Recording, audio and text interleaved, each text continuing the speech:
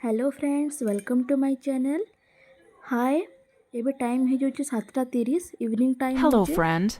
देखि पारुथिबे आपण आउ आमे बाहर जाइछु बुलवा लागी इवनिंग टाइम। तो माने सब दिन हमर काम रहसी आमे इवनिंग रे टिके बाहर के जिमु टिके माइंड फ्रेश लागबा। तो आपण माने देखि पारुथिबे बैकग्राउंड के अंधार ही गला ना। तो देखन आमे गोटे किंबा 2 किलोमीटर एंता बुली किना माइंड फ्रेश करसु। तापर देखिए मैं घर के पले आसली ना आउ इना मुई पानी गोटे ग्लास पिउचे। बाहर आसिकिना पानी टिके पीसी। तो देखी पार्थिबे पाखापाखि 7:30 हो गला ना। एटा मैं भाबुचे काना बनेबी राति रे डिनर रे। तो आपण माने देखि पारुचन मोर हरकत। ई जेन डॉगटा मुई कलाहांडी उत्सव रु आनी। देन देखन डिनर प्रिपरेशन करवा लगी मुई किचन के पले आसली ना। आज बनेबी मुई रुटी।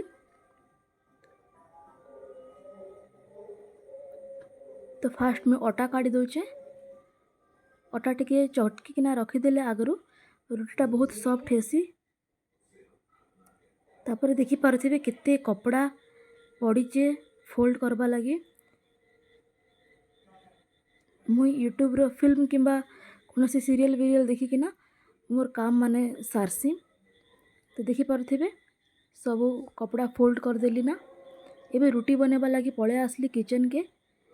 तो केते दिन हे गला ना आमे आउ तेल किंबा घी देला रुटी नहीं खाइबार एवॉइड करूछु टिके। तो मैं सुखा रुटी करूछु आज।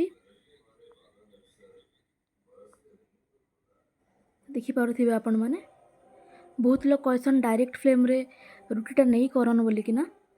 बाकी मुई एंता ही करसी।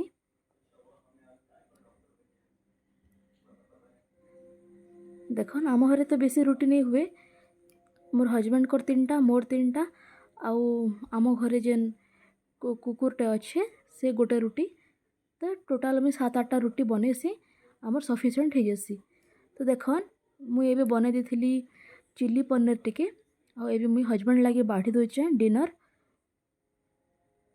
से टिके सुखा रुटी खावा लगी पसंद नहीं करन किंतु हेल्थ देखवा के गले सुखा रुटी ही भल।